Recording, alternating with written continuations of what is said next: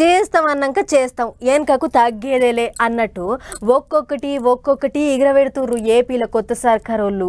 ఓ దిక్కేమో పాత సర్కారోళ్ళు పోయిన 5 ఏళ్ళు ఏమేం చేసిర్రో పబ్లిక్కు పూసగుచ్చుకుంటేనే ఇంకో దిక్కు పతారా పెంచుకునే పనులు చేస్తుర్రు. అందరేమో కానీ నీళ్ళ మంత్రి నిమ్మల సారు స్పీడు చిన్నగలేదు. ఏదో కార్యం ముంగటేసుకొని పబ్లిక్లకు పోతూనే ఉన్నాడు. హోదా పక్కకు పెట్టి అందరితోని కలిసి తాను కూడా పని చేస్తున్నాడు. అట్లనే అందరితోని పనులు చేయిస్తున్నాడు.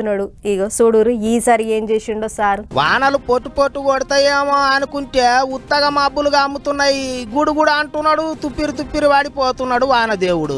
ఆయమన్న వాన ఒక్కటంటే ఒక్కటి కూడా పడతలేదు.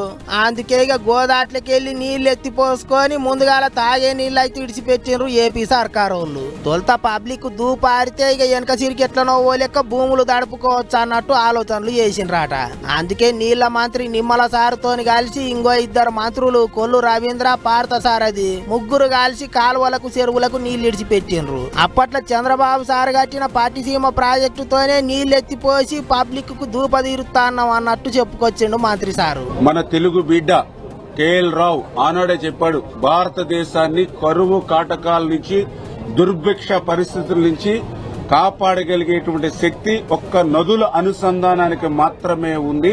ఒక గార్లెండింగ్ ఆఫ్ రివర్ ద్వారానే అది సాధ్యమవుతుందని మన తెలుగు బిడ్డ కేఎల్ రావు ఏదైతే ఆ రోజు చెప్పాడో ఆ కలలను ఆ భారతదేశంలో నిజం చేసినటువంటి నాయకుడు నారా చంద్రబాబు నాయుడు గారు.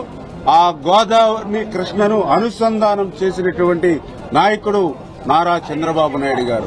ఇప్పుడు ఇడిచిపెట్టిన నీళ్లతోని కృష్ణా డెల్టాల 7 లక్షల ఎకరాలకు ఎక్కువనే నీళ్లు అందుతాయట. 500కి ఎక్కువనే చెరువులలో నీళ్లు నింపుతారట.